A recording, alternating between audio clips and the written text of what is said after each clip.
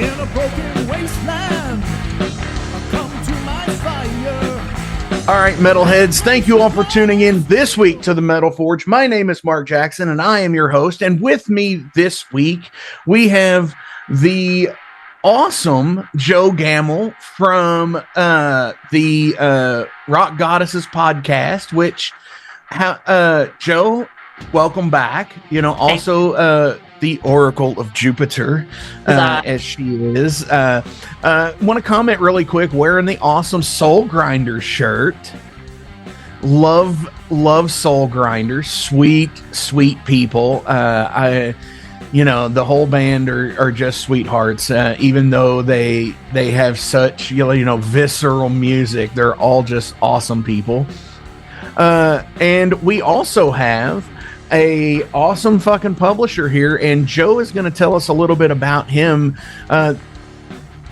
Who do we have, Joe, with DMR Publishing? Okay, so oh my god, I have to edit this part. Dave. Okay, sorry. Sorry. We have Dave. Oh my gosh. Okay, actually, I found Dave the first time. I forgot about it at in Chicago at the festival where I also met you, Mark. And I saw the table. I totally forgot that I had talked to you before, Dave. And I asked you about some of the books you have, and you told me about Swords of Steel there. And I thought, oh, that's so cool. What a community-oriented project.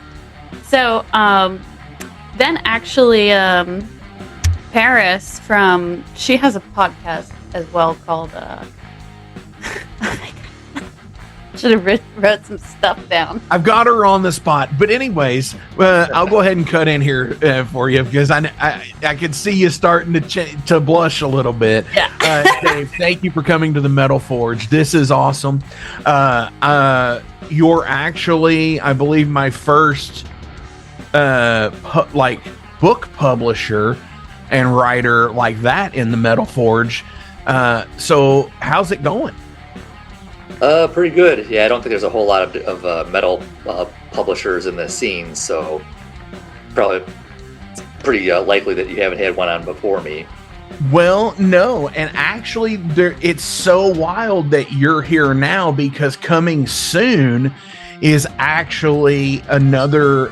He actually is a label proprietor who is publishing his own book. He's having a book published, and that's Todd Severn from Ripple Music. Okay. So tell us about DMR. All right.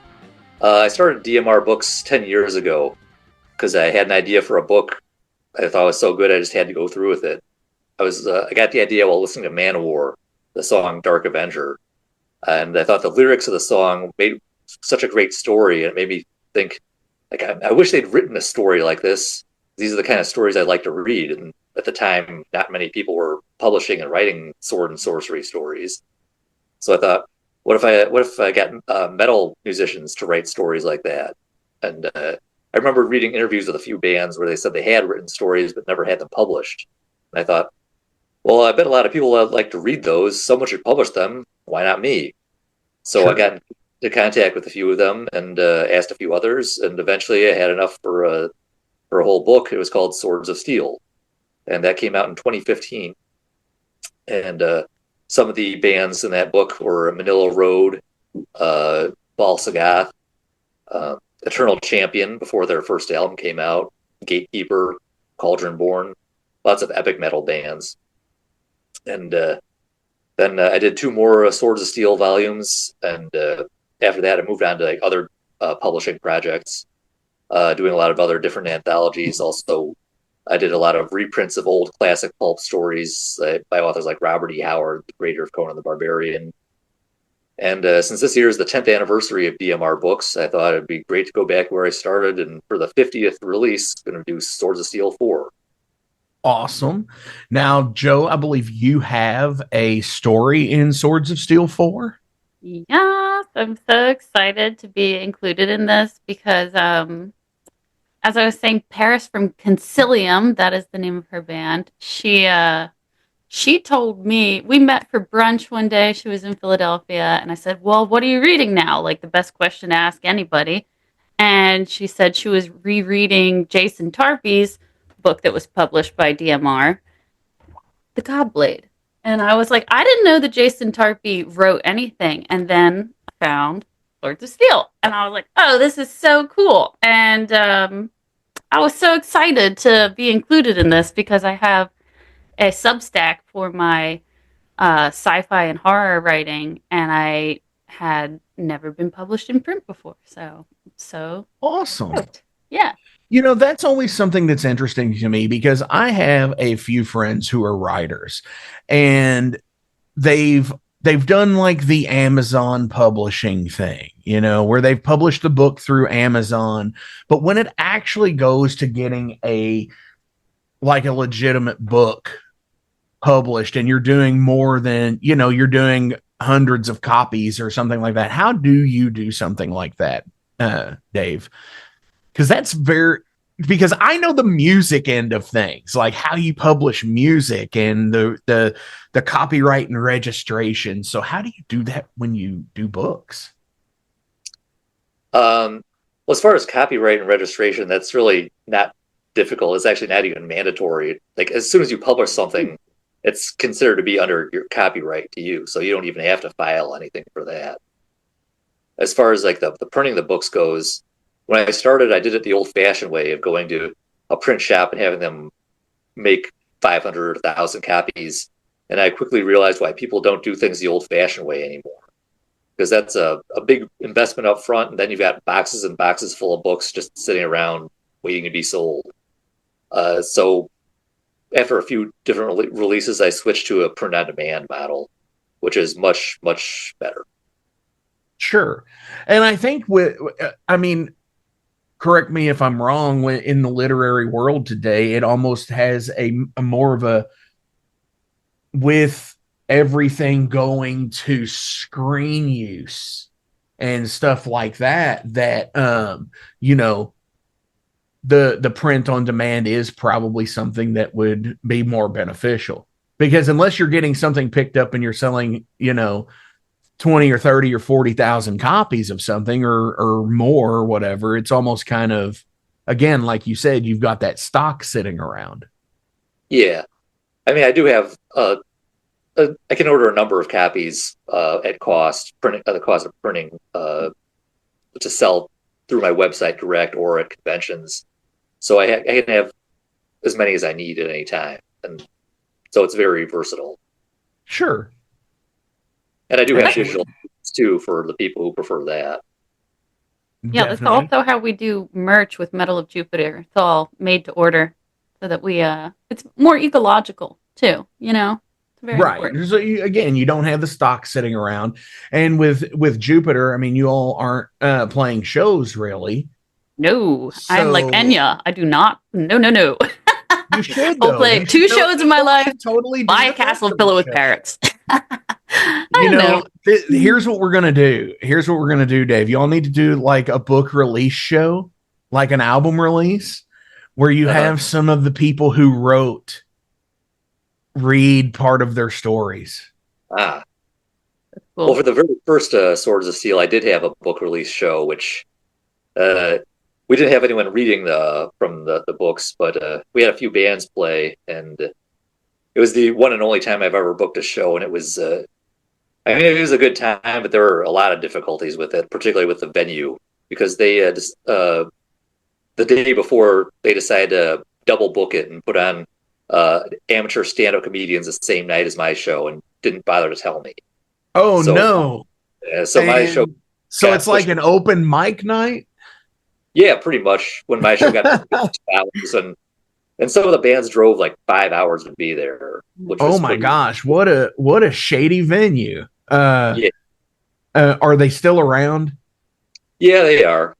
Do they still do shit like that you realize? I don't know. I haven't been there in 10 years. You haven't been there since? Good. Yeah. Probably for good reason too. That wasn't the first time that happened at that place.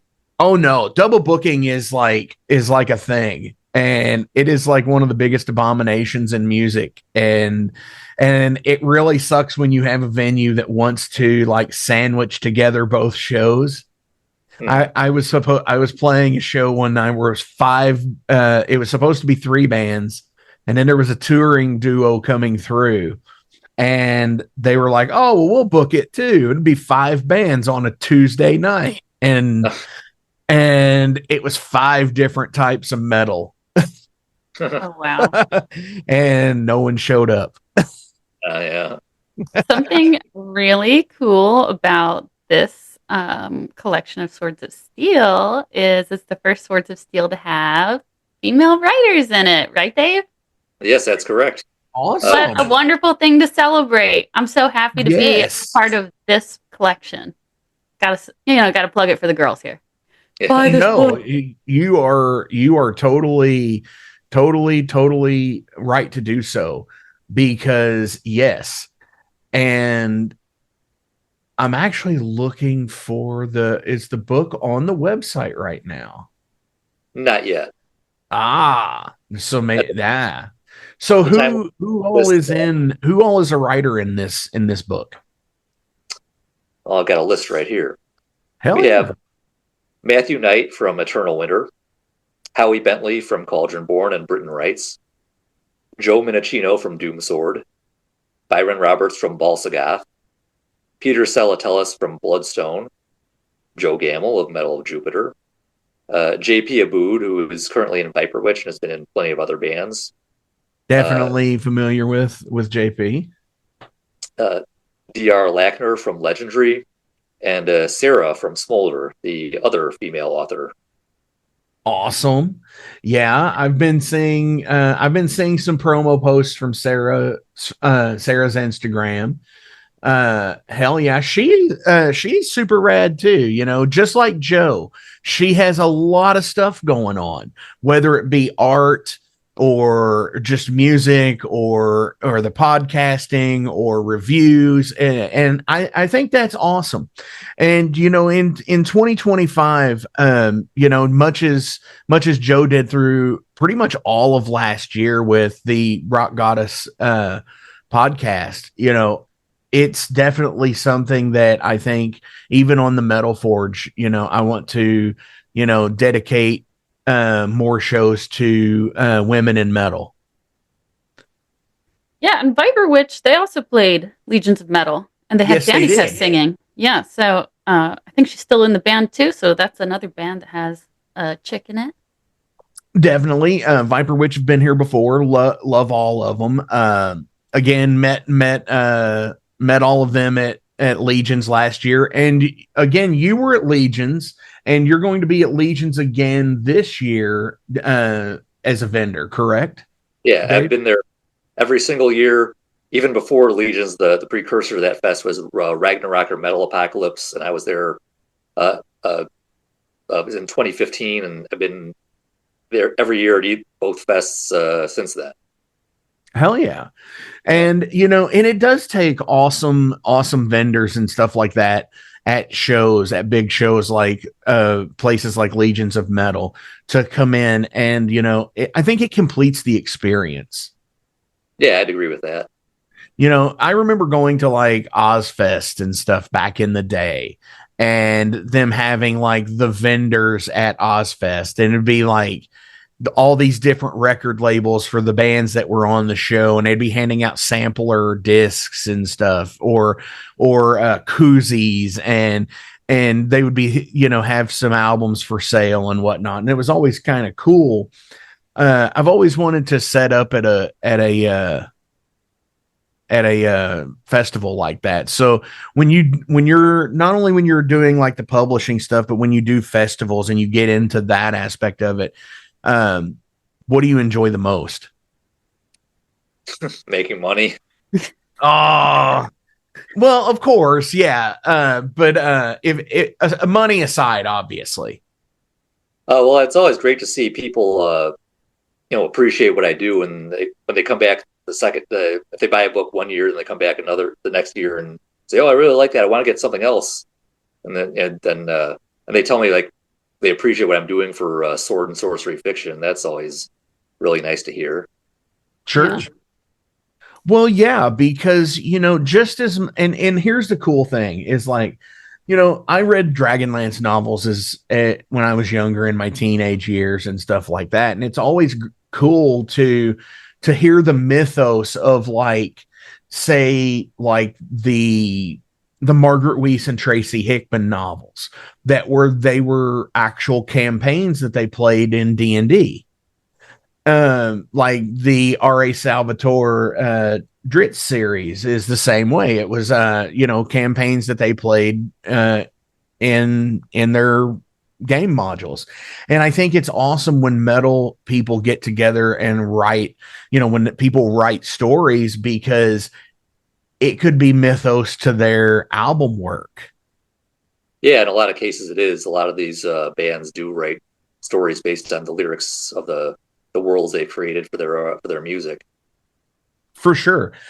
Jason Gardner, who is the currently absent co-host of the Metal Forge and the Flamekeeper podcast network here, he actually had done the same thing for his band's Skullthor Ebonblade record. He went through the way and printed, did the Amazon publishing for his deal, and sold and sells them on the merch table. And it's a pretty cool deal. And I think it's awesome to have another avenue to enjoy metal in, I think. Oh, it makes sense too, because like metal is all about fantasy, and a lot of it is very narrative and story writing. And Sarah is another great example of someone who expresses herself in a multidisciplinary way. And, often the artwork that I make, to speak for myself, is very tied to the kind of music I write, and it's also very tied to what I wrote for Swords of Steel. So whether you're expressing yourself, through music or literature or fine art, it's coming from one soul. So when you sit down to write, Joe, how do you, it's like the thing, you get your pencils or your laptop or your whatever, and you're just like, I just need an idea. How do you sit down and write? I love marathon writing. Whether it's for music or making art, I like to dedicate a whole day to just doing that. It's just like getting really comfy at my desk with some coffee and classical music, and or if I'm at my easel or wherever, whatever I'm doing, it's usually like I kind of like make a space. It's a whole ritual to open my creative space, and then and then I just focus on that entirely, and I get carried away with it, as you will all discover when this book is released. Okay, so when you're making art, like outside, so like your paintings or any of your sculptures or anything, do you ever sit there and you have inspiration hit and you like immediately have to go to something, and then you go to it, and you're just like, say you're in something like a nice shirt and you get something on it? Does it piss you off? Oh my gosh, I think all my clothes have paint on them, and I have nice clothes. I think everything has paint on it. That's one of the all my furniture, everything. Like if I need to do it, that pisses me off the most. I'll be like, oh, I feel this inspiration to paint, and then I'll be like in my haunt shirt or something, and I'll be like, oh crap, I meant to change my shirt, and get like, clean the brush and get all the flicker on it and stuff, and it's like, yeah. My Eternal Champion shirt is wrecked. It has like holes in it and bleach stains and paint. It's like my favorite long sleeve, so it's totally destroyed. But the cool thing is you could still wear it to shows. Yeah, it actually looks pretty cool. And I mean, like maybe somebody will ask me, like, do you paint?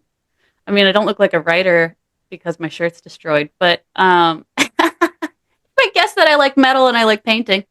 But sure. For writing though, because it is like a flow of thought, and I can't like put the brush down and like visually look at the painting and come back to it the same way. I have a million sticky notes everywhere with like little things I hear or something that inspires me, or like I'll be reading a piece of history and understand like why something is named the way it's named, and I'm like, oh, I don't know what I'm going to use it for, but it's going with the sticky notes. So it's a little. One of my cool ones that I ever did is I did a sticky note thing for a while, and I would write down the notes of what I wanted to do, but then I would also get those and jot them down, like jot down like a little drawing of something, and have written some things based off of the drawings. Like, what was that all about? Like, what? Okay, wait. All right. So, do you ever get songs that come to you in your dreams? Of course. Okay, what's the weirdest song you ever got that came to you in a dream? Wow. Like that I wrote probably Gunslinger from my band Overload. I had a line of lyric that my drummer and I were toying around with, and he had some other stuff written down, and I was just like, didn't really like it. And then it was just like I had this like old West dream, and it was just like it played out. It was like a movie. That is so funny. For me, the weirdest one that ever came to me in my dreams, but probably the most memorable, was I was living in Soviet Poland, and you had to sing to get your groceries. So the song that came to me in my dream was "Holy, holy, holy, holy wheat smoothie, unusual banana sliced thinly." Wow. Tell me that doesn't get stuck in your head. Oh no! What have you done to the Metal Forge? What about you, Dave? What song came to you in a dream? Well, I'm not a musician, so I don't have. You don't have a song that showed up in your dream, and you were just like, yeah. There was once, but I couldn't remember it when I woke up. Holy no. Well, maybe like a idea for your business, for your publishing business. Has that ever happened? Yeah. Most of my dreams are just really weird, and I don't really remember them much when I wake up. So I can't say. What's your since we're on the topic of dreams here, and this is a conversation based podcast, and we often derail. What is your most frequent reoccurring nightmare? I don't really have one. The more problem is I have insomnia, so that's not a bigger thing. Which is a nightmare in itself. Yeah. Because I don't have insomnia, but I have had where, you have that, like, where you just can't turn off. And you sit up for like 2 or 3 or 4 days straight. And and it is crazy shit. Now, I mean, I've only had that happen a few times in my life. I haven't had it that bad, but there have been plenty of nights where I only get like 1 or 2 hours sleep. Mm-hmm. Last night was one of those. Oh. Now, when that happens, what do you do? Do you just lay there? Do you try to be productive? I mean, it depends how I feel. Sometimes if there's something like really needs to be done, then I'll get up and I'll do it. Other times I'll try to try to wait it out. Like maybe I'll fall asleep soon enough. Last night I just got up and walked around, try to tire myself out. Mm-hmm. Yeah. Back to the nightmare thing, Joe. What's your most frequent reoccurring nightmare? For years, I had one where I was standing on a beach with a really high, like, sand dune behind me, like a cliff sand dune, and I could see a tidal wave coming to the beach, and everybody was trying to climb up the sand dune, and nobody could. And then it used to like come grab me in my dream and flip me around, and I surf just for fun. I'm not going pro. But just to clarify before somebody asked me to play a show live or go pro surfing. Anyway, in the dream, I realized I needed to stop standing on the beach and letting it tumble me, and I needed to swim out and dive under the wave to get past it. And when I had the dream where I did that, I stopped having the reoccurring dream. And so it was like, when a problem is coming towards you, you have to dive into it. Yeah. So there was a deeper meaning. As dreams often have. Sure, absolutely. Mine, I don't really have any now, but when I was younger, and I say younger meaning like from about the time that I was like 8 or 9 to about the time that I was like 15 or 16, I had this weird dream where it was just like this crazy, like Terminator-esque apocalypse, but instead of the Terminator, it was like imagine Terminator, like the endoskeleton, but only it being like Transformer size, like super freaking big. And like I remember like my family being in the dream and everybody's like running and shit like that. And it's like this crazy fucking weird assault on Earth. I mean, if you drive a Tesla, it's probably coming soon. So I don't know. Um, yeah, I mean, So I want to ask Dave, what are like your top 3 favorite things that you've published? Well, I've written 3 books myself, so I'm going to be egotistical and say all So 3. these 3, yeah. This is the first one, Necromancy and Nilsturia. It's a collection of short stories. They're all set in the same world that I created. Some have recurring characters that appear throughout, and there's lots of insane wizards and necromancers and monsters, and there's also dark humor mixed in there too. Then my second book was a novel, Bran the Chaos Warped, where the title character is a cursed swordsman, where anytime a spell is cast in his vicinity, it creates completely random and unpredictable effects. They could be trivial or they could be deadly. And in this book, he meets an evil wizard he tries to kill. The wizard casts a spell in self-defense, and they end up getting sucked into another dimension. And my most recent one is the second collection of short stories, Dark Dreams of Nilsturia. More short stories and a bit less humor, a bit more grim this time. Other ones that other favorites I published would be the Renegade Sword series. That's a collection of reprints of the old classic stuff that's hard to find by authors like Robert E. Howard, Michael Moorcock, Clark Ashton Smith, A. Merritt. Yeah, especially because those are some of my most popular books as well. But also, I got to publish a story by my all-time favorite author, Clark Ashton Smith. So that's got to be right up there. right. And and that was going to be one of the other questions I wanted to ask you was you do reprints also.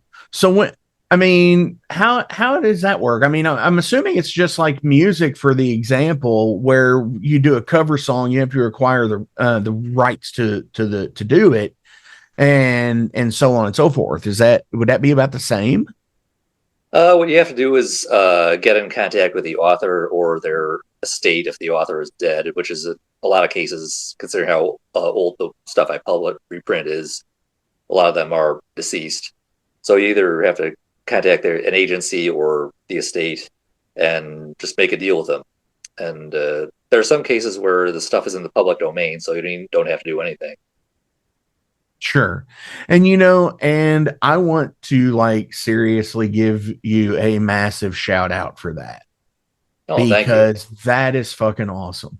Because when you are reprinting those stories, say they are from, 100 years ago or 75 years ago, and yeah, where that might be in public domain now, but even getting a fresh print of something like that is awesome because it keeps it alive. And,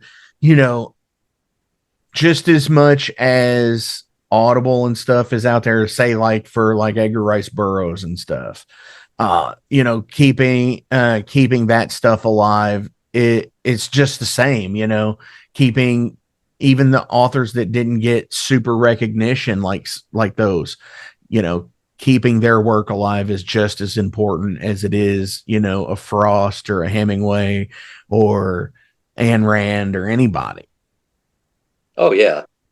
A lot of these are still worth reading today, so we got to get it out there. For sure. How do you? Go ahead, I'm Jay. so bad at this. I'm taking over your podcast. No, it's cool. How do You're you kind choose? of co-hosting. Yay! How do you choose your cover art? What's the question? How do you choose your cover art? Because it's always really good. Oh, thank you. Beautiful painting. She's reading my mind.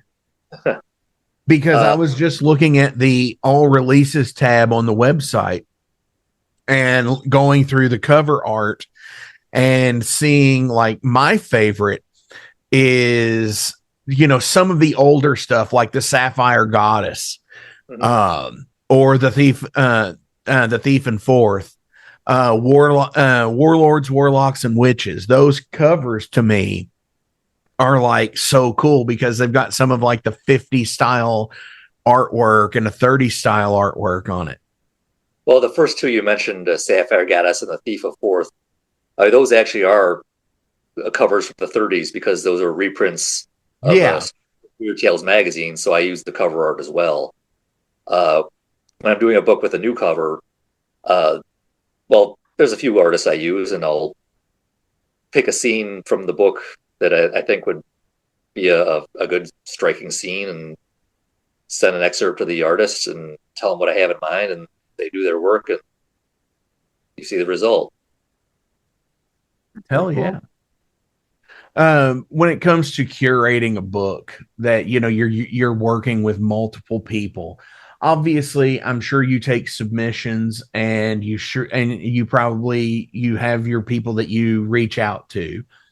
Has there ever been, you don't have to give any names, but has there ever been anybody that you've personally reached out to and we're just like, this is going to be so good, and just get it and it just be like, what? And it's almost like you don't you don't want to use it. Has there ever been an experience like that? Fortunately, no. Oh, thank you. No one that asked for a story has sent me something that is unusable. There are people that have invited themselves that have sent me stuff that I was not up to standards. But I would feel like an asshole if I said, "Hey, you write this for me," and then they put all that effort into it, and then I tell them, "Sorry, this isn't going to work." It's almost like you have to play publisher at that point. And, well, I mean, it's I'm a publisher. I can't play it. I got to do it. Yeah, you gotta, because if it's not up to standard, it's not. And I think that's one of the things in the music scene, just as much as in publishing, I'm sure as well, is there is a really good grasp, especially in like the new wave of traditional heavy metal scenes and the power metal and doom scenes, and they all kind of fit under the same blanket these days. But I think there is a kind of like a standard that everybody knows that like this, if what cuts it and what doesn't with the music scene. Yeah, I mean, I can only speak for myself. I don't really know what other people feel, but I mean, my standards are pretty high. Anybody who knows me knows I'm very picky. So there are a lot of bands out there that I don't think have much going for them, but everyone else loves. So it doesn't make me think that there's a lot of people who are as picky as I am about that. Right. I could see that. I've definitely enjoyed reading other musicians' writing because it's kind of a peek inside of people's brains. Bands are a collective effort, but writing feels like a much more solo effort. Although, like, if you have someone helping you edit, then that's super helpful. And I guess that's more collaborative. But it is fun to see, like, inside of the writer or the musician's brain. So I think for fans of the music, it's a cool way to like kind of get to know people in a new way outside their music. Yeah, do you feel like that happens to you, Dave? Do you feel like you get to know people through their writing? A little bit, I guess. You learn like one certain aspect of them. I mean, it's hard to know anybody really. I've learned that in my life. Even if even if people you think you know well, you don't know everything about them. So That's true. when you read their Yeah. writing, that's you get a little sliver more of what's going on in their mind. Makes you wonder if what they wrote is like just for the story, or if it's based on a personal experience, or it's their own viewpoint on something. Yeah, you can't cross the same river twice. Everyone is Sure. always changing. Very much. That's not my original thought. I read that somewhere. I don't remember who wrote it. Have you ever approached a writer and been blown away and keep wanting to reuse and go back to them? Oh yeah, I mean, some of my some of the authors in Swords of Steel, like in the current one, Volume 4, there's plenty of people who were in Volume 1 that have been Okay. they were in all three of the original ones also, like Howie Bentley from Cauldronborn, and Byron Roberts from Bal Sagoth, and I've published other stuff by them as well. One of those is this collaborative novel called Karnov, Phantom-Clad Rider of the Cosmic Ice, which Howie and Byron wrote that with Matthew Knight from Eternal Winter. And it's they basically just took turns writing it. One guy would start, then the next one would continue the story, and then the third one would finish it, which is a pretty unusual way of doing things, but it worked out pretty well. That's pretty rad, honestly. Yeah. And it's almost like it's like the band collaborative effort, but it's three guys from three different bands, and stuff. So that's totally cool. Yeah, and you had Mark the Shark Shelton contribute stories and also write an intro to one of the Swords of Steel, right? Yeah, he wrote the intro to Swords of Steel 3. The stories were by his close friend E.C. Hellwell. Some of those stories, well, actually, one of them was the Riddle Master was written back in the 70s, and when they were in high school, it was written for an English class, and later on, Mark turned it into the Middle of the Road song, The Riddle Master. So that was a pretty historic thing to publish. Hell yeah, dude, that's awesome. So when is Volume 4 coming out? That'll be out in early April. Awesome. And you can get copies through the website, I'm assuming? Yeah, you can. They'll be on DMRbooks.com and also on Amazon. If it's DMRbooks.com, I only ship to North America. So for the rest of the world, you'll want to go to Amazon. There you go. Awesome. Before we switch to Derailed, give me a band from a book of yours. We've been talking about them a little bit. So Bal Sagoth. Awesome. Any song in particular you want to hear from them? How about When Rides the Scion of the Storms? Here it comes.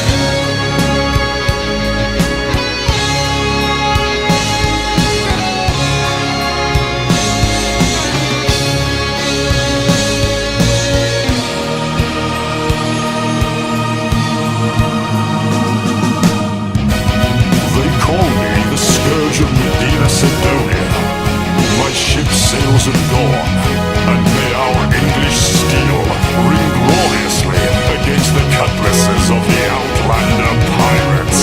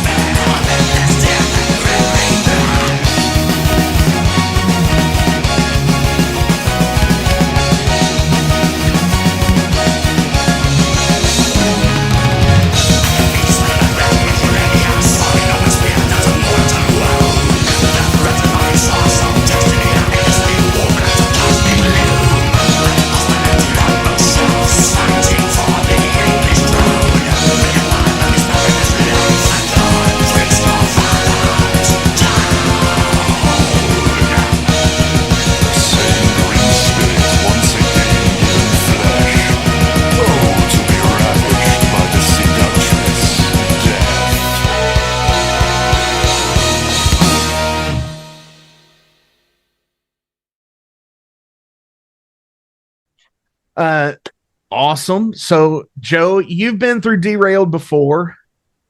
You've got the general profile questions, whatever general profile questions, whatever that is. I don't even know what that is. I just say it. These are about you as a person, and they range everywhere. This is actually one of my favorite parts of your show. I love this segment. Thank you. I appreciate it. What are some of the staple foods that you keep in your home? Me? All of you, both of you. Feel free to jump in whenever. Oh my gosh, it's so health oriented. You are. Okay, like apples. You're like and stuff. super fit. You're insane. You're like, you go to the gym, you rollerblade, you surf, you're just like all over the place. Like you like run everywhere. I can't get it together. I gotta do everything. So much fun. So many sparkly things around me. Sure. But anyway, okay, so my parents got me a nut milk maker, and I'm not really like a nut milk person, so I wasn't really sure if I was gonna use it, but then I tried it, and it like says hello when you turn it on, and it's amazing. I've been making this almond, walnut, lavender nut milk for my lattes in the morning. It's so extra. Like, I have the espresso machine and the nut milk maker. So over the top. Anyway, so that's probably the most interesting thing in my kitchen. I was not expecting that. And, that is totally metal of you. Thank you. It's metal if you say it is. I just know that I love my nut milk maker, too. I was accidentally calling it a nut juice maker. Nut juice maker? A nut juice maker. It's a nut juicer. Anyway, it's not. I see. Why do that could be? And this is so ridiculous. This is so ridiculous because you could probably start an OnlyFans based on that. Just using that Joe's nut juicer, and like, I guarantee fucking weird metalheads would be into it. Just and it's a latte, surprise. And it's a latte. What'd you say, Dave? Just from the title alone, that's going to get attention. Yeah, exactly. I mean, $1 million ideas. That's $1 million idea. Okay. All right, Dave. Dave, what's something that's a staple in your home for food that you've got to have at all times? I stay pretty healthy. Try to. I got a lot of apples, bananas, carrots, chicken. Nothing too exciting. I'm pretty not very adventurous when it comes to eating. You don't have like the crazy. You don't have to have like ghee or anything. Something like some crazy. What's that? You said you didn't know what it was. Yeah, it's like clarified butter. You use it in like Indian cooking and stuff. A lot of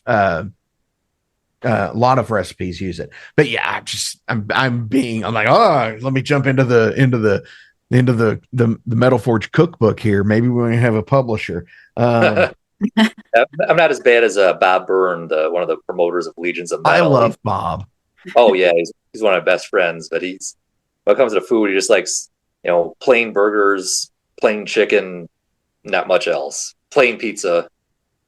He is. Oh yeah. Oh man, that's so wild because like, dude, like the catering at Legions was fucking on point. Oh yeah. I was like, I was blown away with the catering there, and I was like, wow, this is like, I'm professional. I made it, and like, and to hear him be like plain hamburger, plain pizza, it's like, oh.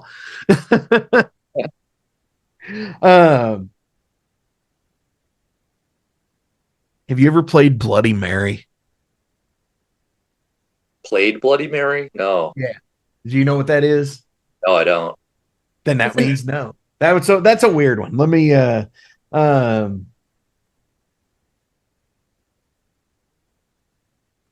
which would scare you more? The ghost of an adult or the ghost of a child? An adult. Yeah, adult. Really?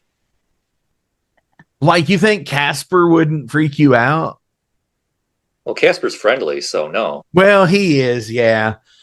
I mean, like, I just think a tortured adult probably did it to themselves, and that's why they're a ghost. But a tortured child is just like a sad situation. So I would be scared of like whoever tortured themselves to the point of like not being able to leave this realm. ooh, very good. So yeah, that would be. Tortured adult might be more vengeful than a child and want to take it out on you. Especially, oh man, now we're talking like getting into like Beetlejuice, like getting into like living into it, having to live in a house for 125 years or something, and wanting to kick the new people out because you don't like them. Yeah. That's wild. Like I think I don't know.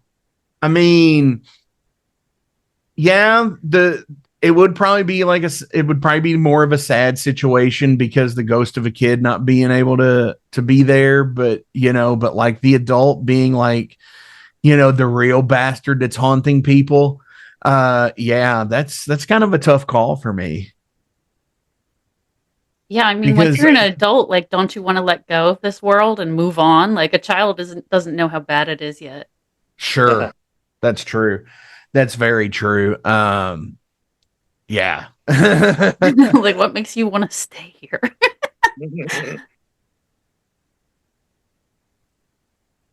Have you ever wanted to launch a rocket?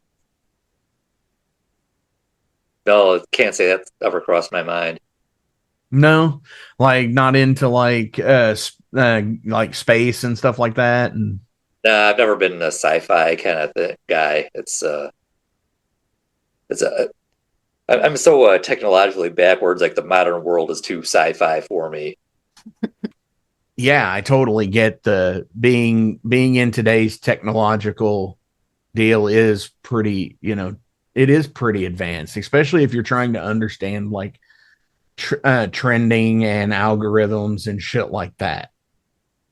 I've been thinking about this a lot lately. We're in the middle of a 40-day renewal period for the Catholics. It's called Lent.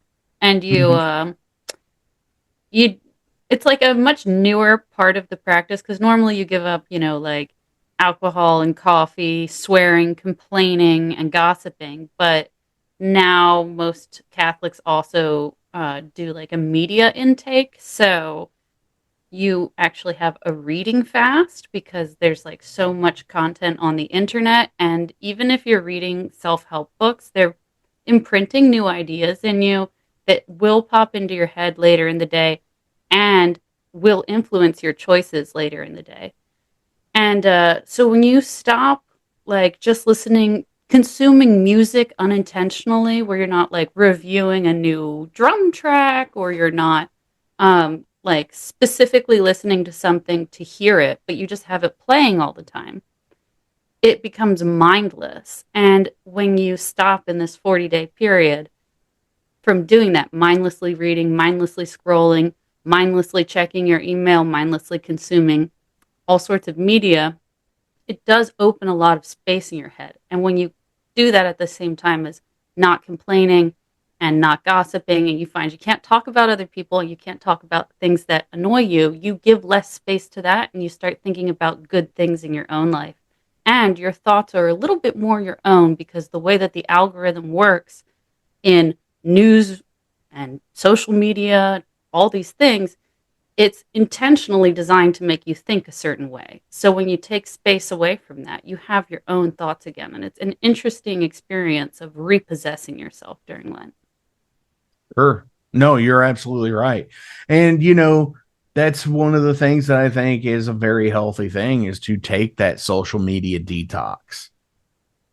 Because, And it is an influenced thing. Oh, so designed to, I mean, even the way that the news repeatedly uses the word unprecedented is to put in our minds that new rules need to be in place because we've entered a new era. And so now new controls have to be imposed on us. I'm getting a little speary here, but it's real.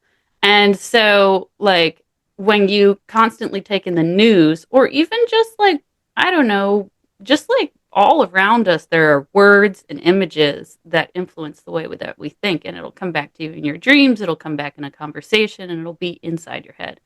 So, yeah, like, I mean, we need this miracle of connection of the internet to do what we're doing right now, to share music, to share books and everything. But it is also a tool that can be used in different ways, as all things in science are.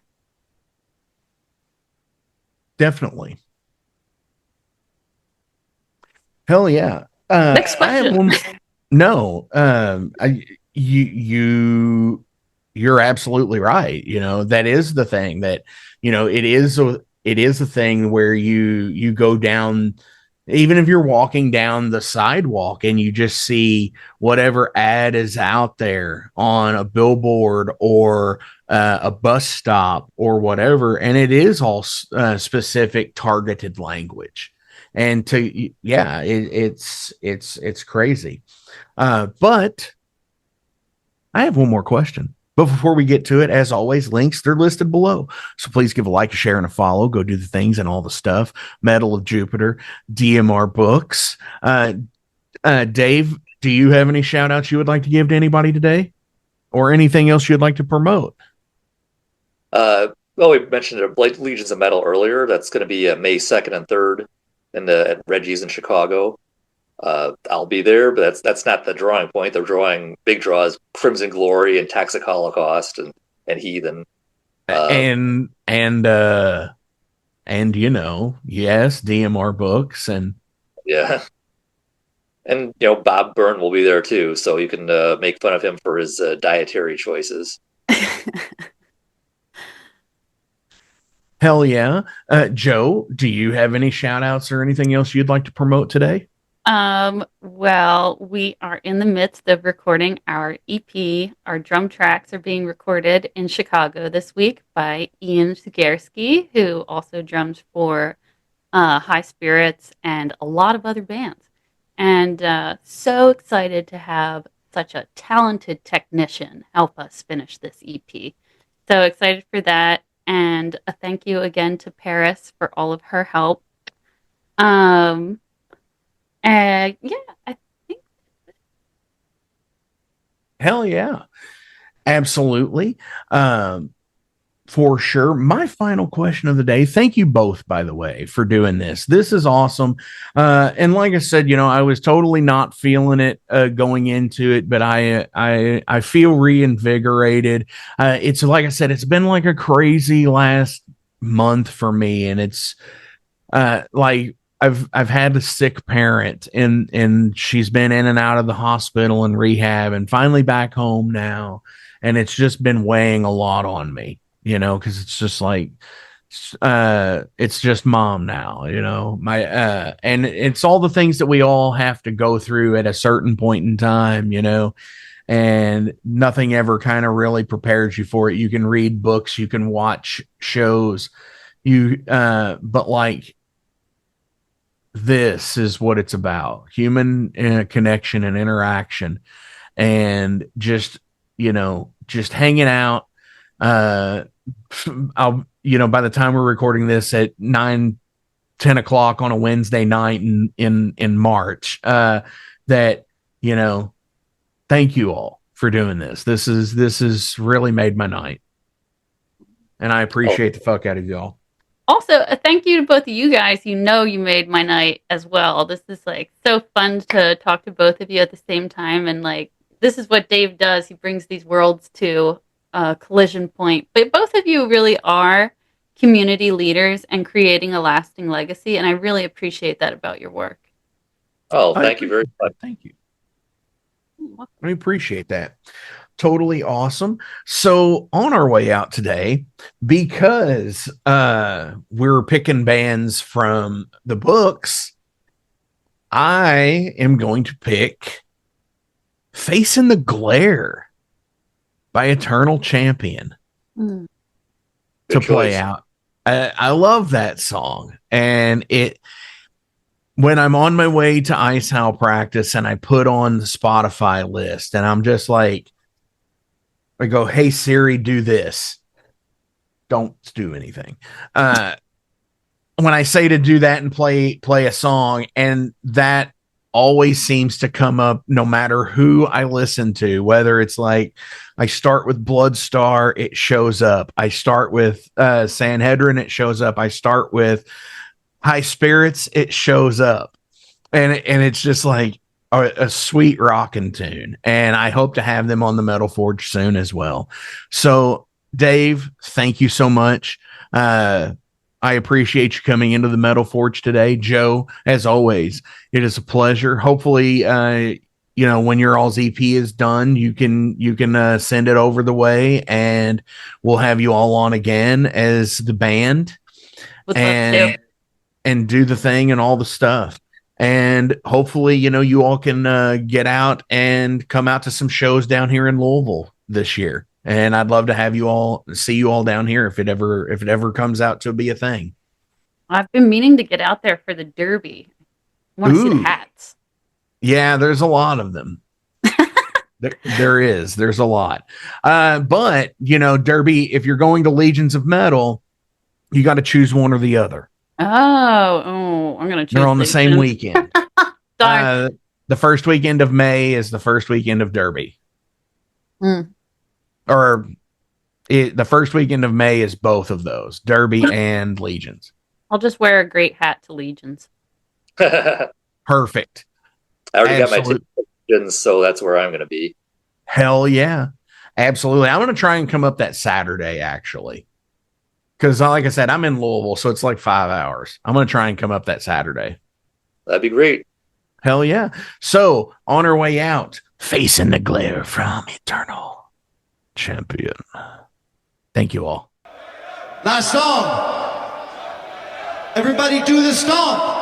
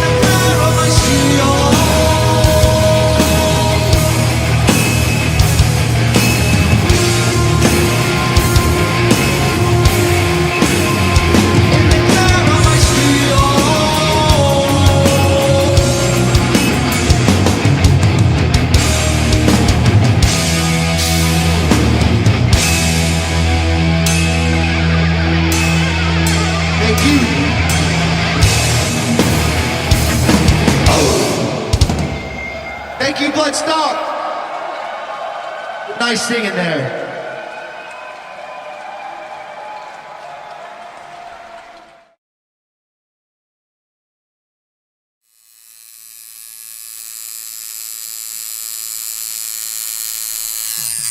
Hey metalheads, you like tattoos? Of course you do.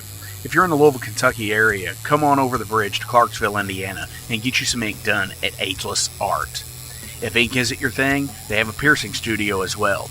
Visit agelessartclarksville.com to see some frequently asked questions, meet the staff. The shop is open Monday through Thursday, 12 to 8 p.m., Saturdays, 12 to 10 p.m., and Sundays, 12 to 6 p.m., all appointment-only spots.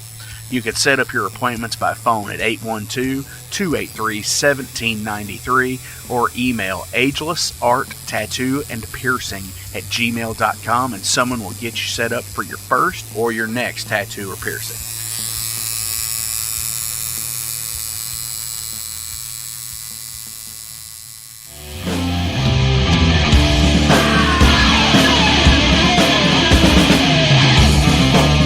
Hey metalheads, after going to a rager, what's your ultimate go-to? Mine is totally pizza. So when Overload is playing or I'm promoting the Metal Forge live showcases or the big goddamn metal show, I go to Pizza Donisi. Pizza Donisi is gourmet artisan pizza from right here in Louisville, Kentucky. It features things like the pizza of the month, the sandwiches, and also vegetarian and vegan options, which is so totally fucking cool for all of it's awesome pizza. You definitely want to go. Hey, and also from time to time they do cannolis. Oh, so fucking good. You know what they said, man? Leave the gun, take the cannoli. Yeah, just like that in Godfather. They're located right next to the Mag Bar at 1396 South 2nd Street. So either stop in or call in at 502-213-0488. They're open till midnight. The witching hour.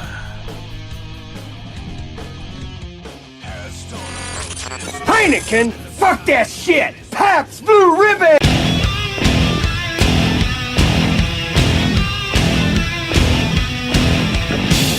Hey metalheads, you all hear me talk about Mag Bar all the time. It is the home to the Metal Forge live showcases and is an integral stop in the Ultimate Underground Metal Tour schedule. They obviously feature live music, but the Mag Bar also has daily specials like Pint and Slice Night on Tuesdays with Pizza Donisi. But they also do Bring Your Own Vinyl on Thursdays with DJ Kent Jackson, and Finer Things Sundays. Located right next to Pizza Donisi at 1398 South 2nd Street, open 3 p.m. to 4 a.m. 7 days a week. Get your asses out to the Mag Bar. Rock out.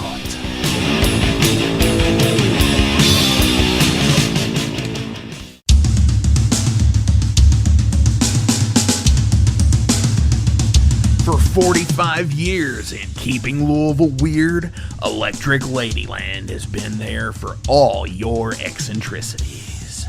While they do offer the best smoking supplies out on the market today, there's a whole lot more to check out. From ashtrays and blacklight posters, to records, incense and burners, and items to stock your metaphysical supply. They are open from 10 to 10, 7 days a week. Located at 2325 Bardstown Road in Louisville, Kentucky, and at electricladyland420.com. Roll out.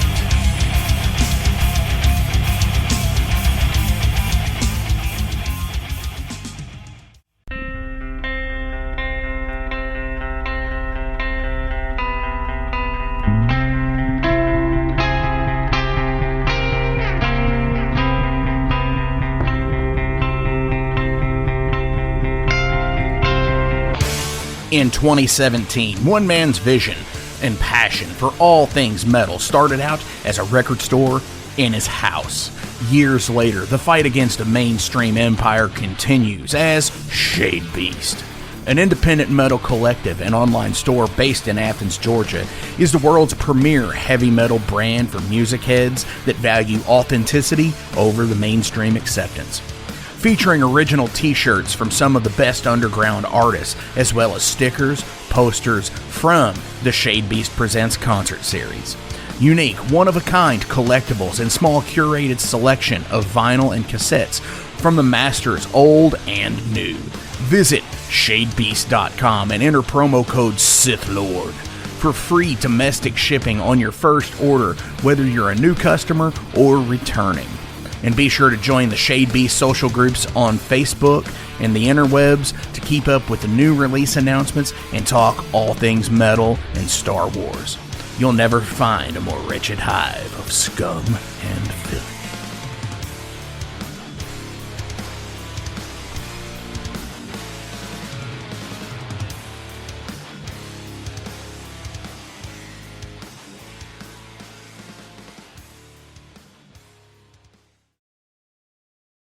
Welcome to the night. You think you know Night Demon? Then the Night Demon Heavy Metal Podcast is for you. Step into the darkness as we peel back the curtain to give you an unprecedented, all-access look into the mind and the heart of the demon. We're talking band history, song analysis, studio anecdotes, stories from the road. It's everything a diehard Night Demon fan could want and more. This is the only place to learn the inside scoop, the deep dive trivia, the untold tales from the band members themselves and those closest to the Night Demon story. Need more? The sacred Night Demon Crypt will be pried open to reveal demo recordings that have never before seen the light of day, all with in-depth commentary by the band and the people who were there for the writing and recording process. This is a gold mine, a treasure trove of all things Night Demon. Head over to nightdemon.net or wherever you listen to podcasts.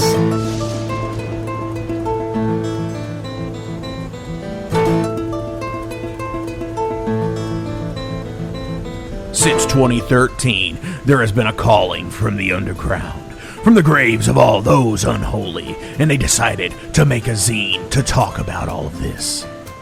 Soul Grinder Zine!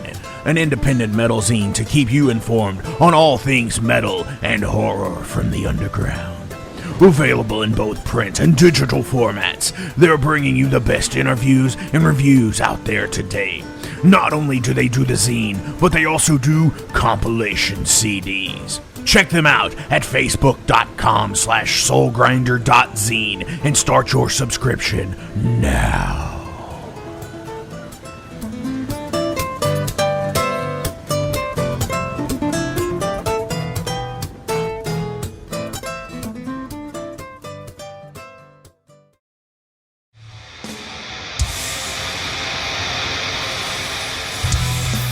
Hey everybody, let me tell you about the new sponsor to the Metal Forge, Unchained Tapes.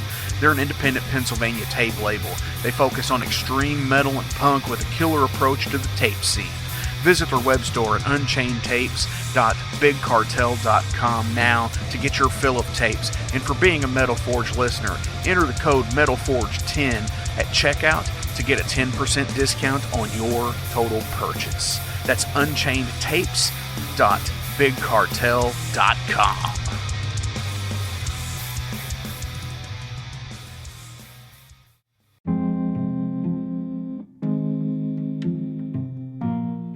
What's up, Metal Forge fans? This is Alan Bishop, the alchemist of Indiana's Black Forest and head distiller at Spirits of French Lick. Do you find yourself drawn to the unexplained, fascinated by the Fortean, or enchanted by the paranormal? If the things that go bump in the night resonate in your mind, then tune into my brand new podcast, If You Have Ghosts, You Have Everything. Featuring first-hand accounts, collected stories, interviews, history, and speculation related to all things not of this world. Available now on Anchor, Spotify, Google, Amazon, and more. Set back, relax, and remember, if you have ghosts, you have everything.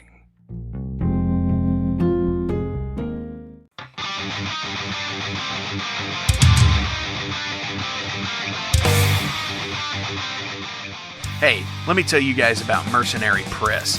They're an independent London label and distributor of all things metal. Mercenary Press delivers the goods from their own independent zine. Trust me, you're going to want to get in on that. To distributing various bands from all over the world, including Cramp from Spain and Sadistic Force from Texas. Visit mercenarypress.bigcartel.com to find out what all they have in stock and what you can order. And for Metal Forge listeners, enter code METALFORGE10 to receive a discount on your total purchase at mercenarypress.bigcartel.com. Check it out now.